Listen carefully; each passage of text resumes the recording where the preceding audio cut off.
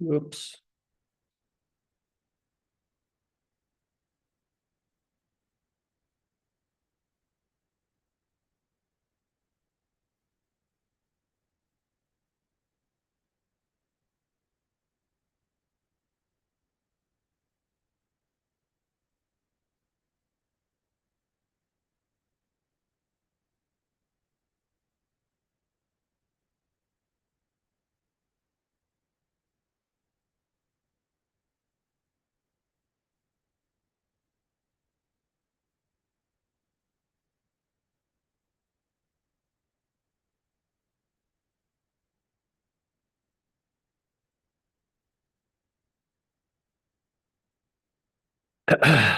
What the heck?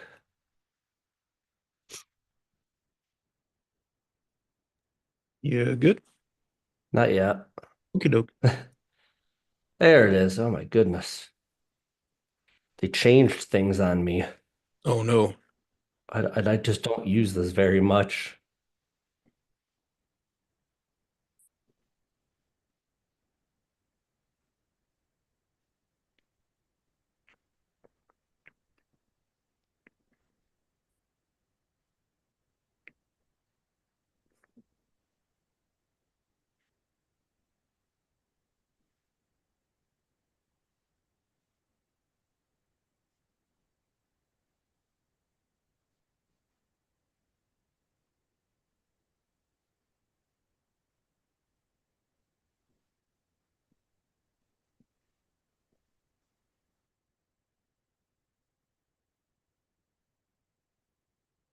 Almost good.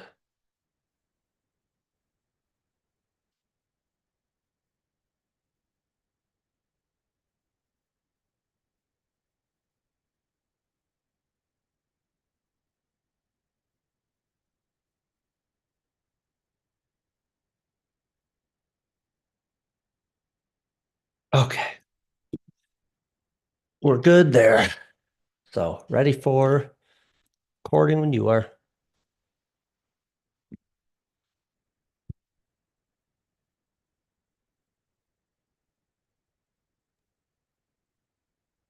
Hello and welcome to the Warrior House podcast, where Warrior Pride lives. I'm your host, Ryan Reingart, joined by my host, Mike Sangster. Thank you for joining us on episode 90 of the Warrior House podcast. Are we ready, Sangster? I think we're ready. I think we're Oh, good. Yeah, well, we got to be ready. This is what we do every week. We come to you live whenever you're listening to this, and we're here. So we're here to talk about some more Wayne State athletics, and we're getting into a very fun part of the season. It's pretty much the part of the season when most of our teams go to Florida, and we don't go with them, unfortunately. Um, but we're not there yet. We have some things to cover that happened over the last week. And let's start out just with a quick note about the baseball team. Last time we talked, well, we were recording on Monday. So the baseball team had two games last Monday, and then they had two more games on Tuesday. They ended up splitting the games on Tuesday. So over the four-game series against Ohio uh, Dominican. Ohio Dominican, thank you, because they were playing in Dayton, Ohio. They ended up splitting that series. So two wins, two losses for the Wayne State baseball team. And that's where they sit right now. So just wanted to get a quick note on that one before we get into basketball. Thanks, sir. Yeah, kind of another one of those games where you wish you could have the some points, some runs from the last game, put them in the second game. Wayne State ends up winning that Tuesday, the first Tuesday game, 7-3. Unfortunately, they dropped the second one 3-2. Uh, and really, Wayne State only had a two-run seventh inning to try and tie it up in the end. Unfortunately, they couldn't get it done. But long season still ahead. First, uh, you know, real double headers against a team up north. Still when the weather's not exactly great, as we found out last weekend. Yeah, it very quickly got cold as we were coming back up from basically the middle of the country. So a little bit of a bummer, but it is getting warmer. We got back and the snow was all melted, and I'll take that as a win. So fun to be getting into baseball season, but with that saying, so we got to close out basketball's regular season, and the Wayne State women's basketball team did that at home last weekend. We were not around, so we could not join in here, but we did follow along a little bit and got to see a lot of what was going on here. So back on Thursday, the Wayne State women's basketball team was home against Ferris State. Ferris State was one of the higher seeds coming into that game, so this was definitely one of those that we said we'll see what happens, but try to get out there, get a win here, get that one back, and that's exactly what they did. They win 68-53 over Ferris State. And a fun fact in this one, Wayne State won every single quarter of this game. I guess for what it's worth, those who don't know, women's basketball in college they play 4 quarters, kind of like the NBA does. They don't do the two halves like college basketball does. So they do 4 10-minute quarters. So the Wayne State women's basketball team outscored Ferris State in every single quarter of this game, Zangster. Yeah, real good stuff from this one. I know that Ferris, it's always been kind of a quiet rivalry between these two schools, both in the men's and the women's uh, basketball teams, and this was a really good way to solidify their standings going into the last game of the season. Yeah, and looking into some of the stats here, we had some pretty good scoring from the usual suspects: Shea Tripp, Taylor Thompson, McKenna Ferguson, and then off the bench, Coco Sylvester with 13 points. So that's a newer name to being one of the main scorers on the team. So really good to see some of the stuff that she was able to do, and most of it was really just from the field. You know, she wasn't knocking threes down or anything, but she got 4 steals as well. So really, really impressive for her to be able to come off the bench, get some pretty meaningful minutes in there. And you know, you look at Wayne State, they were able to force Ferris State into 14 turnovers. So not really all that high, but 24 points off of that. And Coco Sylvester, I imagine, had a lot to do with that. So again, I didn't really get to watch this game too closely, but really good stuff from her. Absolutely. And on the Saturday game, they faced the Lake Superior State Lakers. Lake State came into this one, as we said last week, roughing it. And Wayne State just handled their business. They win in resounding fashion, 71 to 51. Again, another game where Wayne State leads wire to wire. They don't let Lake Superior State have any chance in this game, basically. Yeah, that Wayne State team, I mean, with the exception of the second quarter, which they tied Lake Superior State, both scoring 13 points in that quarter. Yeah, outside of that, Wayne State just handled this game as they needed to. Shea Tripp, Alyssa Leister, and McKenna Ferguson kind of lead the way here. Alyssa Leister is a very good one to see because this was senior day, to my knowledge. So her kind Yep. of getting the shot up, but also being able to go out there and put up some pretty good numbers in there. You know, get a number of assists, shoot the ball decently well from the three, from the field, at the free throw line, and you know, really across the board. A pretty solid day for her, and it helped the team exactly what they needed. Just a solid performance. Nothing crazy. Don't beat yourself in this game. I don't actually know the implications that this game. I actually no, I take that back. This had huge implications because as we were listening to the Wayne State men's game, which we'll get into here in a second, um, who was it? The radio announcer for Wayne State, Kevin. Kevin Breckman. He Thank you. Yeah, yeah. He was talking to, I think, Ali Shagnia and kind Yep. of broke the news like, oh, we were in a tiebreaker in the standings for the GLIAC, but we get that tiebreaker. And because of that, Wayne State was able to get the 4 seed. So this was arguably the biggest game of the season. I mean, like at that point, like win the game, you have a home court, or yeah, I'm sorry, you have a home game in the GLIAC tournament. We'll get to that in the second half of this episode. Huge game. So good to see some of our seniors really show up and just make it happen and just say, we're going to keep on. We're going to put ourselves in a good spot for this GLIAC tournament. Yeah, a big thing here was Wayne State, like I said before, just shut down Lake Superior State. They were able to force the Lakers into 23 turnovers, capitalized on those 24 points off of those 23 turnovers, uh, 9 fast break points. Uh, this would have been interesting to see. I see that Taylor Thompson did have a, technical foul. Not sure what happened in that one. Maybe she yelled at a ref, which was probably deserved, but is what it Probably for is. a pity pat call, if I'm being A pity honest. pat call. It does tend to happen in the Wayne State Fieldhouse. But statistically, a really great game for Wayne State. Just about 40% from three, about 44% from the field, 81% hit your free throws, only missed three of them. Uh, just a real solid way to end the season and to earn that home game for the GLIAC tournament. Yeah, and in that one, in this game, Shea Tripp actually nets herself a double double, 19 points and 10 rebounds. And by the way, your note saying so apparently that was good enough to win GLIAC Player of the Week. Yeah, and I'm somebody hit the 1,000 point club. I'm not sure if it was Shea Tripp. I think a men's player did. It might have been Carmelo, but I thought I read that Shea Tripp did too, but I could be wrong on that. Yep, you can take a look into that. And then one other note before we get into the men's basketball. As of February 26th, with these rankings, the Wayne State women's basketball team was ranked eighth in the Midwest, and that would be good enough to get them into the tournament. But they just had two pretty big wins. I would like to think that, that puts us in a position to get slightly higher than an eighth seed. Again, we'll talk about the GLIAC tournament here in the second half, but this team did what they did in the last regular season weekend on their home court. They did exactly what they needed to do, which is go get two wins. One of them a very big win over Ferris State, and the other one a very necessary win over Lake Superior State. Yeah, just an overall great weekend for the Warriors here. So, if you're still looking for that Sangster, I can continue on. We'll talk a Yeah, little bit go. about some men's basketball as well. So they were home on Thursday against Ferris State. Ferris State came to town, and Wayne State won this one 68 to 53. Again, Ferris State, a team that was higher up in the standings in GLIAC play, a big win. I don't want to say necessarily punching above your weight class because that's not like I don't think that's necessarily how basketball works, but you're going against a team that's higher than you in the standings. Big time game here.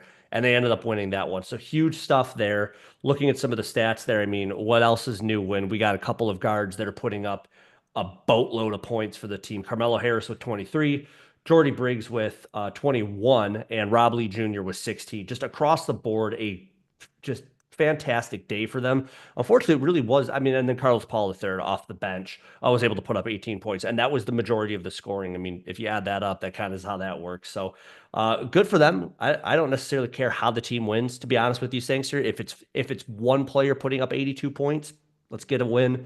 If it's across 13 players, get the win. Like it does not matter to me. So, and in this case, that's how this one worked out. But it's nothing new. The guards for Wayne State have been playing very well. Yeah, and it's a really good game for Wayne State to get this win over Ferris. Ferris came in with a 8-game streak against Wayne State dating back to 2021 or so. And again, with Coach Ray on the team, he was a former Ferris player. You just got to feel like taking that next step in developing this program has to be taking down Ferris. They finally get that win at home a day before senior day. Another thing to cross off, especially for Ray Williams Jr. coming in. It's his official senior year now for Wayne State. Really good stuff around there. Backing up to my quick point, yes, Shade Trip did has joined the 1,000 point club as of this last uh, career points update. She is at 1,013 for her entire career at Wayne State. So awesome stuff for that. And still more games to go for her. So yeah, good Yes. find there. One funny note, it's not even really funny. It continues to go into how this game was played and how Wayne State went about attacking this game and what they were able to do. A lot of individual effort here. Only I'm sorry, 10 assists for Wayne State. And again, we talked about the fact that basically four players made up all the scoring for Wayne State. Just, get into a spot, find your shot and hit it, or get, points in transition, fast break points. Not a whole lot. Just finding the shot and hitting the points. Again, we didn't really watch this one live, so I haven't gotten a whole lot of the highlights, but the stats kind of say that that was the name of the game in this one. Yeah, and just a second half explosion. 51 points to 39. Wayne State was down 36-32 in the first half. And yeah, I was correct. So coming into this game, Carmelo Harris needed 18 points to reach 1,000 for his career, and he had the game high 23. So he's another Wayne State player in the 1,000 point club. He's the next one since Braylon Neely accomplished it in 2022. So awesome stuff from him. He's been a guy that's been real solid for us, basically playing as a freshman these past few years for Wayne State since He being a freshman. has, Wayne State, yeah, yeah. no, it's been fantastic to see what he's been able to do. So, rolling into Saturday's game, Lake Superior State was in town. Again, a team that is the number two seed in the GLIAC, a very good team for whatever reason.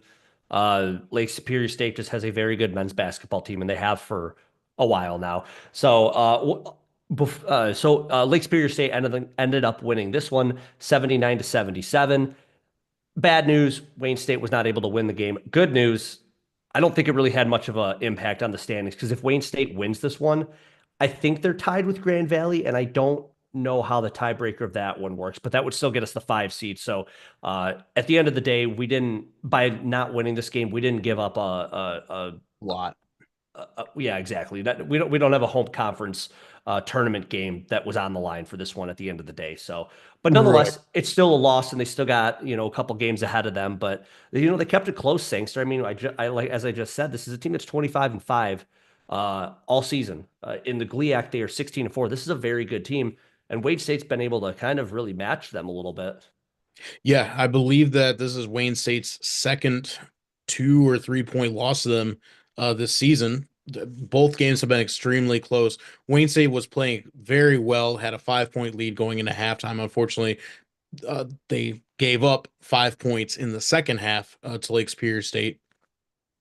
But this is a team that Wayne State has played well against pretty consistently, and I wouldn't be surprised. And we'll talk about it a little bit more next segment, but I think there's a solid chance that they end up matching up with them again in the GLIAC tournament. But to get that home game, just to touch on what you said, yeah, we would have needed an upset Roosevelt over Grand Valley, and at halftime, Grand Valley was up by 30 points. So is what it is. And looking back, yeah, those losses against Roosevelt did hurt, but can't do anything about that now. Just got to roll forward. Uh, and yeah, you played well against a top 15, top 16 team. Yeah. 16, Yeah. yeah. Just looking back to last time, it was a 75-71 win for Lake Superior State last time. So we continue to play them very close. Looking into this game, though, kind of the stat sheet here, Rob Lee Jr. leads the way with 18 points. Jordan Briggs follows it up with 15. Calvin Tomaclo with 13 points and Carmelo Harris with 11. But the scoring continues on. This was a much different game for Wayne State, where it was much more balanced and spread out. 11 assists in this one, but ultimately, I don't think the team necessarily shut the ball as well in this one, even though they put up 77 points. They didn't really force a whole lot of turnovers there for Lake Superior State, but we only turned it over 6 times. So it's definitely one of those, like, looking at a 20.8% 3-point shooting percentage. That's a pretty glaring thing right there. I mean, that's a low number. 66.7% from the free throw line, a bit of a low number. Almost 50% from the field, pretty good number. So it's definitely one of those, like, statistically, I guess percentage wise, not an amazing day, not a bad day by any means, but not amazing. And unfortunately, that just makes the difference because Lake Superior State did not shoot the lights out either, but they just happened to make just enough, a few more shots than Wayne State did, and they were able to get this win. Yeah, it's exactly right. Man, 8 for 12 at home. That's that's not exactly, you can win games like that, but when you're only shooting at 5 for 24 from three, that's not gonna help you out much. I guess this game did go into okay, it did go into overtime. Uh, that wasn't on the first box score, or I just didn't notice it. Yeah, really low scoring overtime though, 8-6. So yeah, that's just how it crumbles sometimes. Again, just playing a team close like this. Wayne State on their part, the one thing that we've harped on all season is turnovers. Wayne State had 6 turnovers. Yeah, Well, that's nothing. yeah. The flip side of that is Lake Superior State had 9, which yeah, better, but maybe you need to. Uh, it is what it is. They cap Wayne State was able to capitalize off of those Lake Superior State turnovers. Would have liked to see him force a few more, but really good job by Wayne State being able to hold on to the ball. 100%. So we will be back to the men's basketball team here in the second half of this episode because we got more action for them coming up very, very soon. If you're listening to this, it might be happening soon or it may have already happened. But me and Sangster and I will talk about that here in the second half. So quickly into some tennis action. The Wayne State women's tennis team was up at Hillsdale on Friday, and Wayne State women's tennis team ended up winning this one by a score of 5-2. We were able to get the doubles point, and then Anna Racine, Malik Arafat, Dia Gorgic, and Shanice Weeks were able to get the singles points for Wayne State. And then the other two individuals matches went Hillsdale's way. So good enough. Once you get to 4 points, you win the game, and that goes in the win column. But pretty good stuff there. I mean, pretty much every single individuals event, I guess not 4 of them went into the third set. So this was a pretty close one. Definitely another one of those that you look at it and a score of 5-2 looks like a pretty big win, but it was a lot closer than that. And that's one thing about tennis is, that score difference could be huge, but it's not that big of a difference. Right. Otherwise, just a really great win for Wayne State against a now regional opponent, not a conference opponent anymore, but great way to keep the season going, especially because they really haven't played uh, that many matches yet. Right. And on the men's side, they also face Hillsdale, but at home at the Duchesne Center. And Wayne State men's tennis won 6-1 against Hillsdale. And much like the women's game, a pretty clean sweep of Hillsdale. They got the doubles point, and in the singles matches, wins from Cedric Drenth, George Day in the third set, Tom Wasner, uh, Lewis Klaus in the third set, and Benjamin Hill also in the third set and with a tiebreaker. The only warrior to fall in this one was Sam Knowles against his opponent. Yeah, so a couple of wins against the Chargers up there in Midland, and really good to see. We're still pretty early on in the season. We'll be talking about the tennis teams here in the second half of this episode, but they're getting off to the hot start. We'll talk a little bit about their national rankings as well, because spoiler alert, they're both nationally ranked. Our softball team was also in action back on Friday, and I think this was supposed to be on Sunday, if I'm not mistaken. And I have to just assume that weather played a part in it, and this ended up getting moved actually down to Findlay. So we had a doubleheader down at Findlay against the Findlay Oilers down there in Ohio, and both of these happened on Friday. And Findlay won both of them. The first game by a score of 11-6, and the second game by a score of 2-1. Looking into some of the numbers here, a new name in this one I think is kind of interesting. Hunter Neer ends up hitting 2 home runs, I believe, across the doubleheaders. Riley Josephson looks like she showed up as well. And then Caitlin DeWitt, one of those freshmen that we talked about, the very first, one of the first games that the softball team played this season, she just went off. So definitely keeping our eye on her a little bit, but bummer to see 2 losses in there against maybe a good team. I got to be honest, I have not looked at the Findlay Oilers softball record to see if they're generally a very good team, but also we thought this was going to be a home game. We ended up playing a doubleheader in a different location. So funky weekend for them. I'll say that. Yeah, it was a good way to respond that, you come out in that second game, only give up 2 runs, score one yourself, got a chance to win it. Unfortunately, it doesn't go Wayne State's way in either game. And last but not least, we've got the women's indoor track and field team. They were at Saginaw Valley in Cokeville Township for the GLIAC Championships, and Wayne State ends up placing in second. This was also a team high in terms of points scored, overall 88 points. Also finishing in second exceeds their last finish of third when they scored their last highest amount of points, 81 points. So good enough for a second. Kind of no shocker. Grand Valley ran away with this one. Yeah. Thing with Grand Valley is not only do they win, they end up with like a second or a third place. Maybe they sweep all the podiums in any given event. They're also tend to be very good in the field events as well. It's a really, if we want to knock Grand Valley down a peg, it's got to be on not just Wayne State, but on the rest of the conference. To somebody else has to be in second place besides Grand Valley to take them down in these point standings. So until or unless that happens, they're just going to run away with these massive leads over everyone else. Right. The one thing I was thinking about is in a lot of these, like I have to assume in basically every event, Grand Valley has multiple athletes competing in them. I don't know if every school is exactly like that. So just thinking about it, if that team has 2, maybe 3 athletes in every single event, and some teams are only covering 80% of the events. Well, just right off the bat, like you're putting yourself in a bad position. I don't know if that's the case. I'm just kind of throwing it out there. Like that's what I was thinking. Like that could be the case. But here's what I'll say. And the maybe Chris Dunbar, not actual Chris Dunbar, out on X. There's an X account out there that we think is a burner account for Chris Dunbar. But I put a thing out there. I reposted something about the Wayne State women's track and field team getting second place, which I'm ecstatic about. And Sangster, I know that you said something out there like this is a team that doesn't have dedicated indoor track and field facilities or just anything like that. So how they're practicing, I don't know exactly how it is. They're able to make it work and they got second place.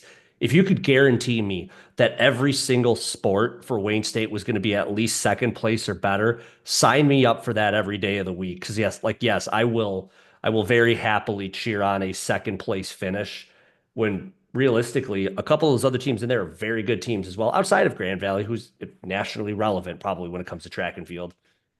Yeah.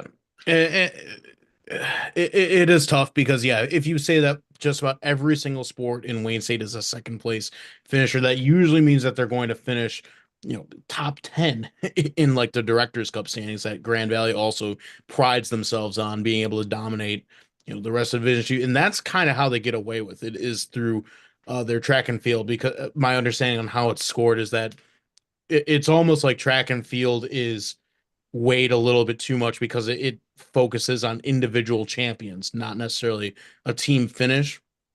So when Grand Valley has such great, track athletes, that gives them a huge leg up on just about every other school competing. That you're not going to have the best track and field athletes in every single event. Well, Grand Valley does. That gives them huge advantage on top of just about every single sport they do well in two, so that's what gets them their fancy first place finishes and the first place finishes in the GLIAC. I think it's the President's Cup as well. So soapbox rant over. Back to Wayne State. We did have a couple school records set. Hannah Bastionson set a record in the 200-meter dash and was also a GLIAC champion in that event. Avery Wilson also set a Wayne State school record in the 400-meter dash. I think that was good for like third or fourth. If I That was good for fourth overall in the GLIAC. And then on the first day of competition, Reagan Justice, she didn't set her own personal record, but she did run well enough to win first in the GLIAC 5,000-meter run. Right. And then looking over on day two, it looks like Hannah Bashenson said got an NCAA provisional. Yep. Emily Gordon got an NCAA provisional. Reagan Justice in the 3,000 meter. And then the 4x400 meter relay, the squad from Wayne State, who finished second, set an NCAA provisional time. So, all that to be said, as we get to nationals, we expect to see a number of Wayne State athletes being invited out to nationals to compete. And no surprise, so many of the athletes on this team should be included in that. When you're setting school records, when you're getting top three, you maybe even winning an event in GLIAC championships, I think you're nationally relevant. And I think you should be invited out to at least compete. So hopefully that's the case. Our athletes definitely deserve that. Absolutely. So with that, that is all we had over the last week. As mentioned, we're going to take a quick break, and in the second half, we're going to talk about the fact that all of our teams get to go be nice and warm in the sunshine of Florida while we sit here and continue to hope for cold weather. So we'll take a quick break, and we'll be right back to talk about more Wayne State action. Woo! Yay.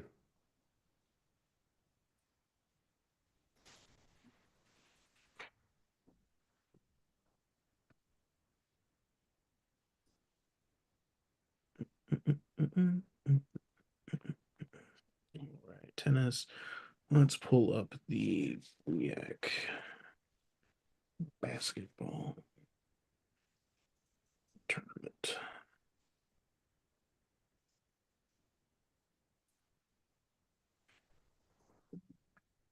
Oh man, oh man.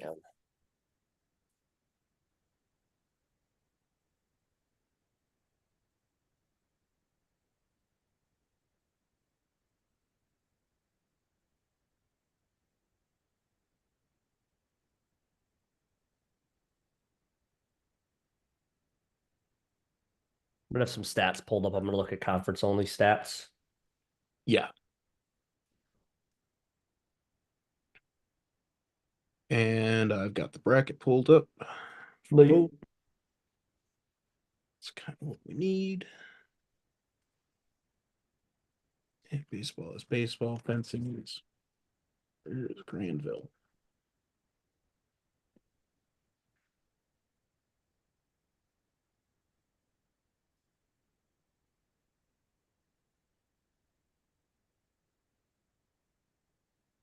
Village, you know.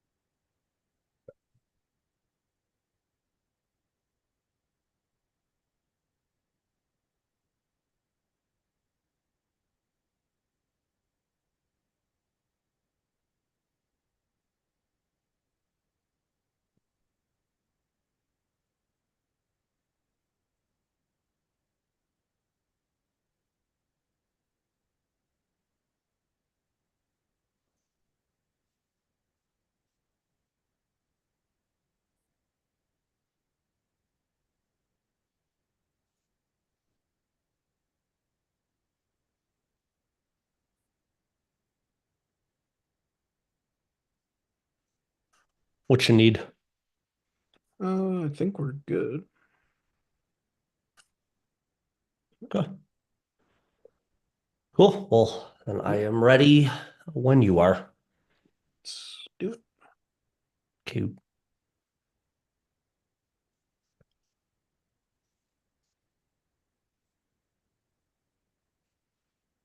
And we're back. Sunshine, probably 80 degrees, maybe a slight breeze, some palm trees, Sangster. That's what a lot of our teams get to deal with. And I wish that was us too, because it sounds amazing right about now. But our Wayne State men's tennis team, we'll start out with them. They're currently at an overall record of 6-1. They are number 13 in the country. So they are very, very nearly a top 10 team in D2 tennis. So they're really doing some good stuff. And as mentioned, they're heading on down to Florida and they have a gauntlet. So if you want to be top 10, here you go. Here's your chance to really prove that you belong in the club. Starting out on Wednesday, March 5th, the Wayne State men's tennis team is heading down to play Ave Maria University. That's a new name, definitely a newer university. I think that I had not said before because I had to look up the pronunciation of it.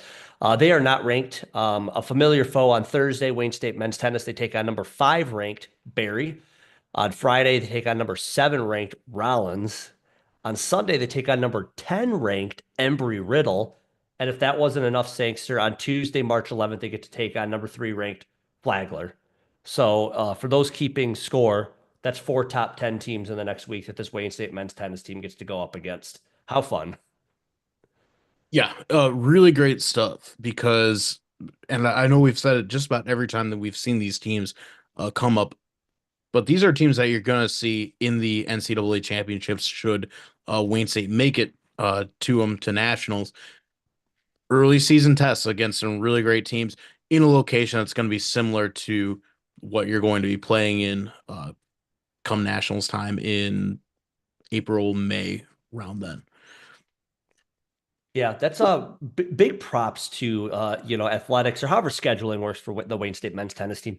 They continue and for the women's tennis team for that matter. They continuously they can get to I assume outdoor facilities to be able to play, but they're playing against very highly ranked national teams that, like you said, they go on to win national championships in D2 tennis. So really good stuff for them to get that early season, be able to then come back against GLIAC and say, look who we've played against, look what we did before all of this. We know what we're about, and this is something that the team does every year. So really cool stuff for them. Yeah, I was trying to also figure out why Ave Maria sounded familiar. I vaguely remember that one of their coaches used to coach for Wayne State, I think. Maybe not anymore. He might be Hmm. gone.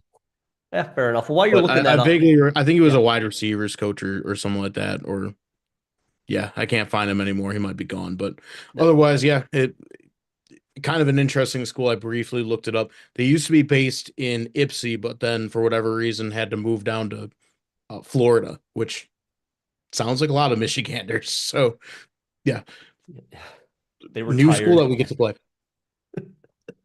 So yeah, good stuff for them. Looking over at the women's tennis team, they're currently at an overall record of 2-0. They're number 14 in the country. So again, this is a team that's really looking to get to that number 10. I'm sure they're not sitting around looking at the rankings, but Sangster and I can talk about it. They're looking to get into the top 10, and boy, do they have a chance. So starting out on Saturday, March 8th, they get to go to Kaiser University, which is in Boca Raton.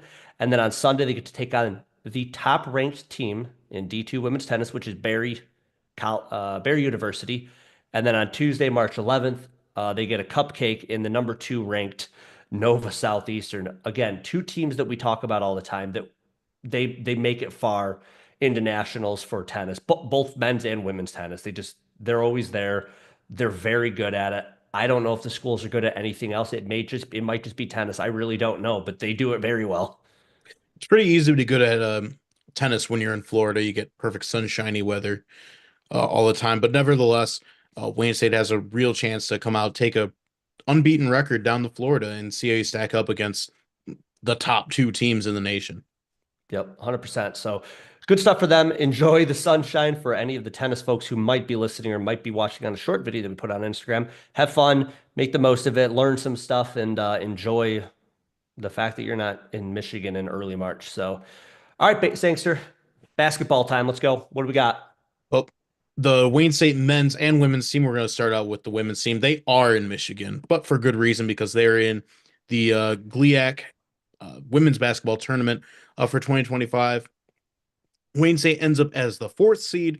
They get the last home game in the tournament for the first day on Wednesday, March 5th. Just kind of a quick rundown on the tournament bracket. Your number 1 seed is Grand Valley. No shock there. They're probably like number 3 or 2 still in the nation. Number 2 is Northern Michigan. 3 is Ferris, who Wayne State just beat. Number 4 is Wayne State. 5 is Parkside, who will be facing. We'll talk about that in a second. Number 6, surprising one, Roosevelt, first year in the GLIAC, uh, and you're already in the GLIAC tournament. I'm sure there are a couple teams that have been in a while looking up and saying, hey, what are we doing right now? Number 7 is Saginaw Valley, and number 8 is Michigan Tech. Kind of a shocker there. Usually Michigan Tech is a little higher up on that list for women's basketball, but we'll take it this time around. Yeah, so let's talk a little bit about Parkside. We've played them twice. If I'm not mistaken, we've split with them this season, but check me on that, Sangster, because it's been a long season. There's a lot of teams that we talk about. Looking into some of the stats, the one thing that jumps off, well, I guess two things that jump off. A lot of the stats on the offensive side are very similar for these teams. When we talk about the number of points scored, I think Wayne State shoots a little bit heavier on the 3-point shooting. Defensively, they give up about the same amount of points, so their score differential is very, very similar. Parkside is not an amazing free throw shooting team. They are sitting at about 67%, which is pretty low. You don't want to be that low. You definitely want to be closer to 3/4, like 75%. And that's just about where Wayne State is sitting. So a couple of stats in there just kind of calling out. I mean, is it going to be any shock when Ryan from the Warrior House gets up here and says one of the keys to this game is going to be don't turn the ball over? Like you're offensively a solid team. Wayne State is top 3, top 4, top 3, somewhere in there in GLIAC when it comes offensively. When you turn the ball over, you kind of just take that away and you give the ball to another team who is probably number 4, number 5 in offense in the GLIAC and say, here, have another shot at it. So we can't be doing that. That's my key to this game, but very excited for the Wayne State women's basketball team to get that home game, a very, very good opportunity for them to go up against a team that they can beat. I know that they can do it, and then get into the semifinals for the GLIAC tournament and see where you can go from there. I hope that's where their mindset is at. I hope they feel like when they step out onto that court on Wednesday that they can go win the game because I think they absolutely can. I absolutely think they can too. And looking at this season split, you are correct that Wayne State did split the series. The first game they played was in early January, kind of when this Wayne State women's team was trying to figure out what they were. At that point in time, Wayne State had a 7-6 overall record. They were 2-3 in the GLIAC. Wisconsin Parkside came to town with a 9-3, 4-1 record. Wayne State ends up losing that game by 6 points, and really all because of a terrible, awful, no good fourth quarter. Parkside ends up outscoring Wayne State 23-11. Back that up, Wayne State had just outscored Parkside 23-18 in the third quarter. So overall, uh, a closer loss, but just a tough fourth quarter. Wayne State would end up completely flipping the script, I'd say. They win in Kenosha 73-64, a much better game played by them. Biggest thing here was Wayne State was able to make a few more three-pointers that they simply weren't able to make back in that early January game. And so it just goes to show that once these teams figure out what they are, get some more shooting under their belt, and I think they've played a lot better even since that early February Parkside game that they won. So I absolutely expect Wayne State to win this game. Again, lower seed opponent. Uh, you're at home. You're defending your home court, and at this point, you should still be uh, ranked in the Midwest region. At least I don't see any reason why they would drop lower than that eighth spot. I do think they need to at least win uh, one of these tournament games. It all starts now. Winning two would be icing on the cake. Winning it all, you get an automatic bid. But taking one game at a time, I think you win this game and at the very least have a strong showing in the second. I think you're in the NCAA tournament. Yeah, I mean, because what I was going to say there is yes, I think one game should get this team into the tournament, the D2 tournament, because there's a decent chance that if Wayne State wins, their next game's against Grand Valley, which by the way, they're probably going to be a one seed in the D2 tournament. So that is what they call a high quality loss. I hate the term, but I understand what it means. Like you lost against a big time team that's going to probably, hopefully not, but like they're likely going to do well in the tournament. So that again, yes, you are correct saying so. We'll take this one game at a time, but that's kind of what the roadmap looks like, which makes it very important to go and win this one. And Yeah. one other note that I want to throw in there is if Shea Tripp gets comfortable, good luck Parkside, because when Shea Tripp gets on a roll, she can very easily. When she's putting up double double, she's bringing the ball down, she's rebounding, she's kicking it out to the open shooter, or she'll just bump and bruise and just get the easy 2 points. Well, easy points for her, but really good stuff there. So a couple keys there.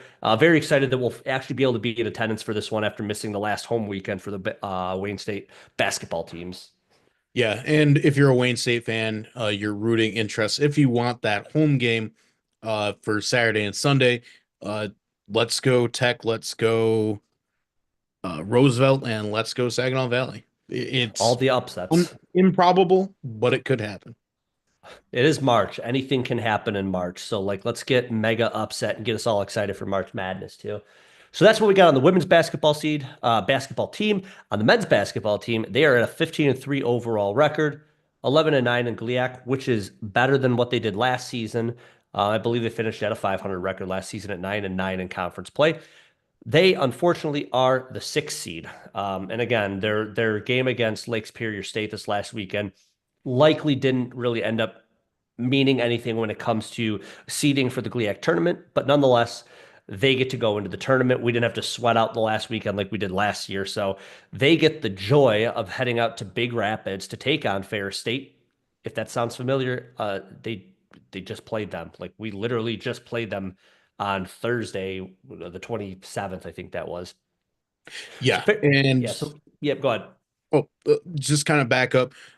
Wayne State season last year, they finished not so great in the conference, 7-11 overall, 14-15. So actually, this is Wayne State's first winning season overall uh since that 2021 uh what do you call it? Regular season championship. So Yeah, awesome stuff. it's Just the trajectory of this program is upwards. Yeah, overall you got one more game, but having that winning record in the conference versus just sneaking into the conference tournament, big steps for them. exactly what I was going to say is like every season this team continues to trend upwards. And I really hope that continues. I mean, not to talk too much about what has happened so far this season, but like we haven't had Kareem for a while, and Kareem is a big part of this team. He hasn't been around much, and without him, without Colin Golson, who we had last season, this team continues to play very well, and I think it's very exciting to see. So, uh, I'm glad they get the chance to take on a team that they just beat and say, let's just go out there and do it again because, yeah, Fair State, number 3 seed, they get to host this one out in Big Rapids, and we split the season series with Fair State. Most recently, that Thursday win over Fair State, 83-75, Sangster. Yeah, and that last game also came early in the season against Fair State, who then was ranked number 4. It was an 81-91 loss in January, early January of this year. Just gonna pull up the box score. While I do that, rundown over the field for the GLIAC men's basketball tournament. You've got your 1-8 matchup, Roosevelt at Michigan Tech. Your 4-3 matchup is 4-5 matchup is Grand Valley at Northern Michigan. Wayne State at Ferris, and then your 2-7 matchup is Parkside at Lake Superior State. There's a very good chance that one of the Upper Peninsula schools is going to host the semifinals and championship rounds of this GLIAC tournament this year. Yeah, it certainly seems like that's a pretty decent opportunity there. So, talking to some of the stats really quick here, Fair State's a very good offensive team. They put up the most points in GLIAC play. Defensively, they give a pretty good amount. You know, they're gonna offer up some space. They're not gonna play that tight. They're gonna give you some open looks here and there. That's what the stats say so far for the season. Wayne State offensively, not to the same level offensive scoring as Fair State is, but definitely a little bit plays a little bit tighter defense, and we do what we need to there. Looking at some of the stats that we got in here, 3-point shooting stats, they're pretty similar. There's not a big difference in there. Some of the turnover stats that we have, not really anything crazy. I think Fair State just in the fact that defense plays a little bit looser, they're not able to force as many turnovers. They just don't force as many turnovers. So the margin for turnovers is better for Wayne State in this one. And the best thing is we've proven that we can beat this team. And I know that like Raymond McAfee Jr., one of the assistant coaches for the Wayne State men's basketball team, just recently felt what it was like for him to go to a different program because he went to Ferris State. He played there. We booed him. We made him miss a free throw when he was a player there. He knows All now the what way that back in feels like. 2013. Way back. So now he has that feeling. This team has the feeling. They know that they can do that. The only difference is you just got to go out there and do it on a Wednesday, which is weird for everybody. So Yeah. I did see a thing that Fair State, I believe, is top 5% in attendance for basketball games in all of D2, which is a little bit different. That's tough when you have a time not huge gymnasium. I don't even think it's a field house or arenas It that they is a play in. glorified math eye. Yeah, It is a, exactly. it So is a whitewashed math eye. they Field. fill it out. People show up. People are probably loud there, and they're fans, they're players. Everybody knows what the stakes are in this one. So this is definitely one of those like let's go out there, let's play how we know how to play.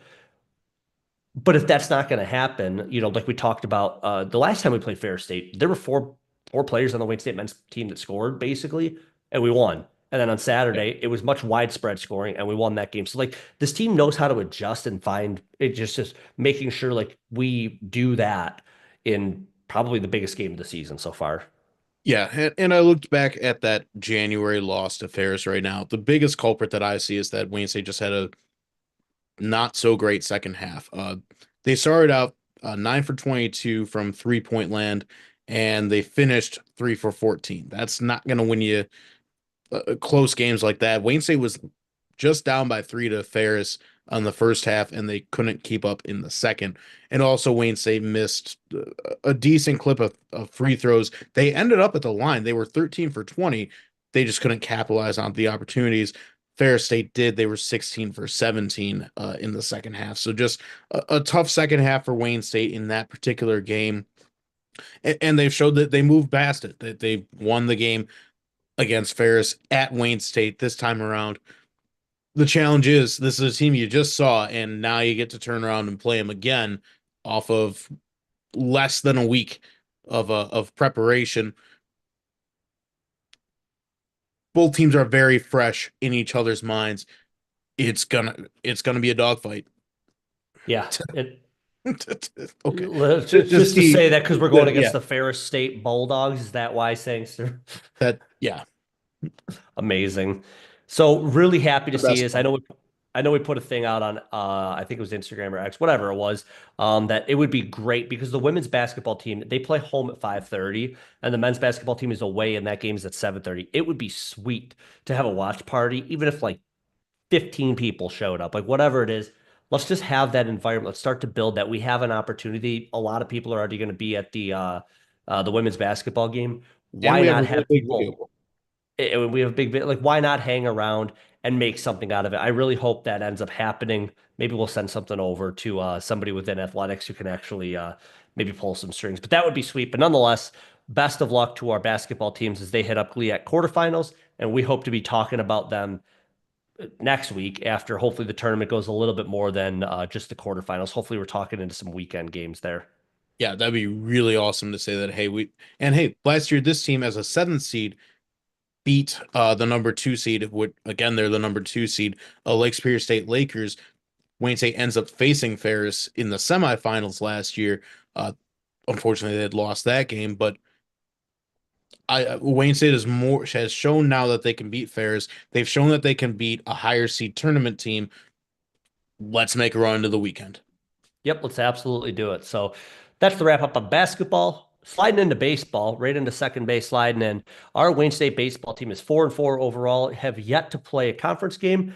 And looking at some of the rankings, the regional rankings, Wayne State is currently ranked number 4 in the Midwest region by the NCBWA. And they also get to head on down to Florida for the Russ Matt Invitational, a invitational that we're familiar with a couple seasons in a row now that we've been covering this. This is always a tournament that Wayne State this invitational. It's not a tournament, I don't think, but yeah, starting out on Thursday, Wayne State takes on Ashland, familiar foe. Ashland's number 2 in the Midwest region, so definitely a team that's going to give you a little bit of a headache, probably. But we get one against them. Let's go get a win there.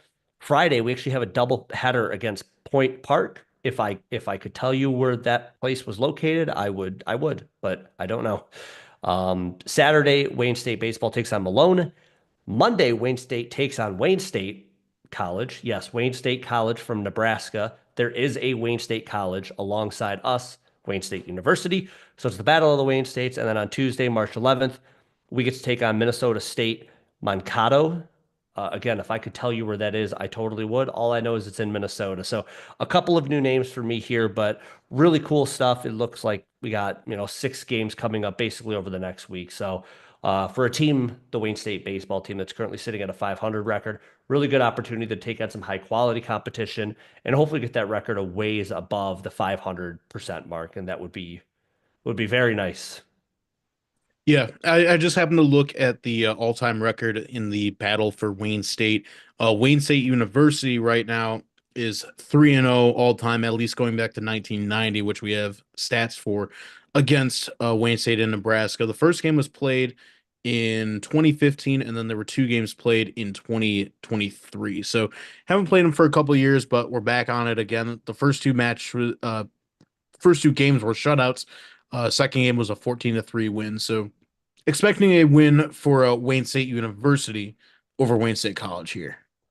Yeah, anyway, so Point Park is based in Pittsburgh, Pennsylvania, and they look like they're located in one building in downtown Pittsburgh. So I don't know what that's all about. That's a very funky one, but Like yeah, good call Roosevelt. out. Yeah, worse. worse.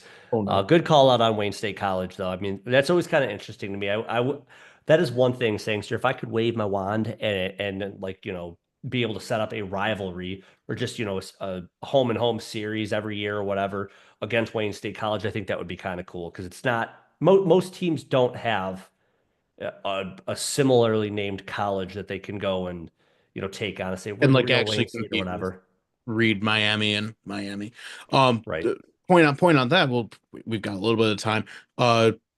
For football, that could happen because of the super region realignments that I think are maybe not this season, but for next. I might be wrong on that. But the conference that Wayne State College plays in is actually going to be in the same super region as Wayne State University. So it's entirely possible that we could get some home and home matchups because they'll actually count for something when it comes to uh, coming up with the postseason play when Wayne State University gets back to that. Fun Yeah. fact. Also, one more. Yeah, I got another fun fact. Point Park Okay. is actually receiving votes in the Atlantic region. So allegedly, they're a decent team. I've never heard of this team before. I've never heard of this place. So very interesting to me. But that's a cool one. But yeah, and a couple of other schools in there that we're very familiar with that have quality programs, and hopefully we like I said get a good amount of wins in there and get our record kind of creeping up a little bit. Fun event here. NCAA Midwest Regional saying. So we got fencing. They're heading down to Granville, Ohio on Saturday and Sunday. You got a note in here. That is the home of Denison University. We've been playing them quite a bit. Well, going against them in fencing for quite some time. They're part of the, help me Central out here. Collegiate Fencing Association, CCF. CCFA, there it is. Yep. So yeah, they're a little bit east of Columbus there. So this is the NCAA Midwest Regionals. Going to be a lot of the same teams that we had very recently. You'd have to assume that Notre Dame, Northwestern, Ohio State, Detroit Mercy, a lot of those teams, Denison, they're all going to be there as part of this. So Lawrence University, I think, is one as well. Not Lawrence Tech, Lawrence University. Big So difference. we're getting pretty familiar with these at this point. So yeah, best of luck to all our competitors down there. I'm hoping to see some really great stuff. And again, because these Midwest regionals, they do mean a lot. That if you can do well in these regionals, you're going to send a lot of folks out to nationals, and that's where the bread is buttered.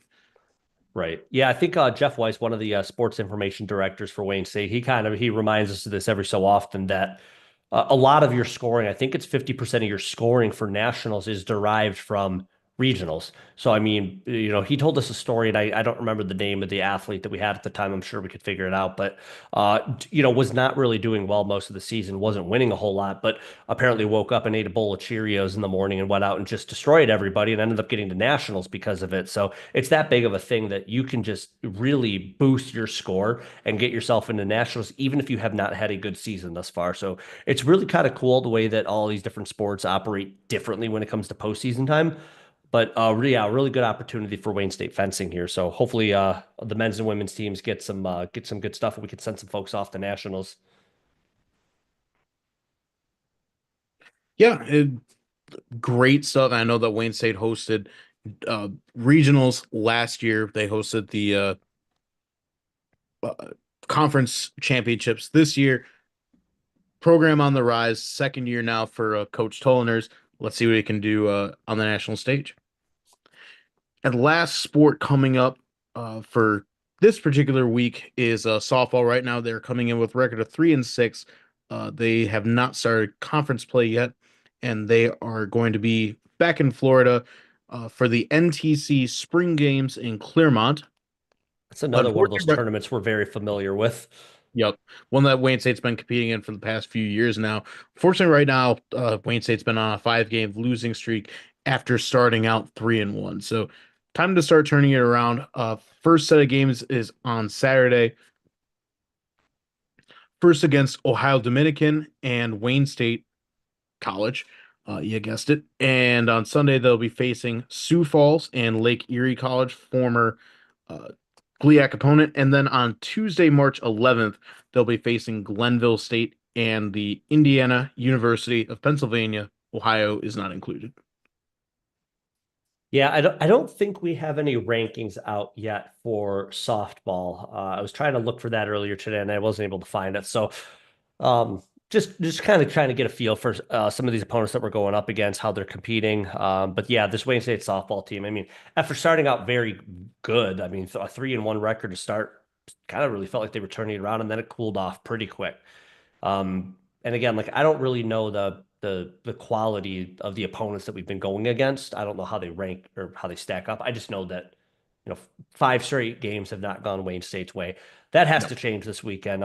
We get four opportunities against four different teams. So, they know very little about you and you know very little about them for what you can see on the field. Let's get a couple of wins here and let's start to feel pretty good about ourselves here. Yeah, and again, I I'm looked sorry. at. I said Oh, four. They have six yeah. opportunities. Yep. I did happen to look at Wayne State's record against Wayne State. Wayne State softball has only matched up once against each other, which was a win for Wayne State University back in, wow, before I was born, March 4th of 1994. Wayne State won that game 11-2 during the Central Oklahoma Classic in Oklahoma City. Long time ago for these teams, but now they get to match up again. Yeah, so good opportunity for them. Let's get some wins. Let's get that record going in the right direction, and let's get ourselves in a good standing as we probably sooner rather than later start to get up to conference play. The only Yep. other sport that we have coming up, Sangster, we don't really know all of the details of it yet, is swimming and dive. So starting on March 11th is the NCAA championship, which is in, where is this happening? Indianapolis, Indiana. So we got some words that some of our athletes have already been invited out to nationals. Yep. Think of, if you're listening, think of a name from swimming and dive that we've mentioned before. That's who's been invited. So they're likely to go out there, but there's nothing official really put out yet. There's documentation out there, but as far as we know, on March 4th, which again it is March 3rd, the official word is going to be put out that everybody who's being invited, how all of that works is going to get figured out. But we do know for sure that there will be Wayne State representation at NCAA Swimming and Dive Championships next week in Indianapolis. Yeah, and best of luck to them. We'll have some more info posted out on the Twitter page. And that kind of wraps up this episode. Yep, that's the end of this one. So another busy week next week. We got golf coming into the chat. We get to talk about them a little bit. As we just said, swimming and dive is going to be in nationals there. We'll know the wrap up of NCAA regionals for fencing. Softball and baseball are going to get very, very busy. Our tennis teams are going to be fresh off, and baseball team and softball team for that matter, are going to be fresh off a very big trip to Florida. Hopefully, some good stuff from them.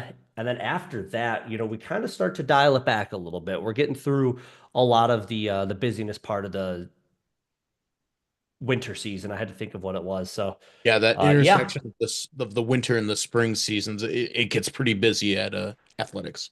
it sure does. So, with that, we appreciate everybody listening in on episode 90 of the Warrior House podcast.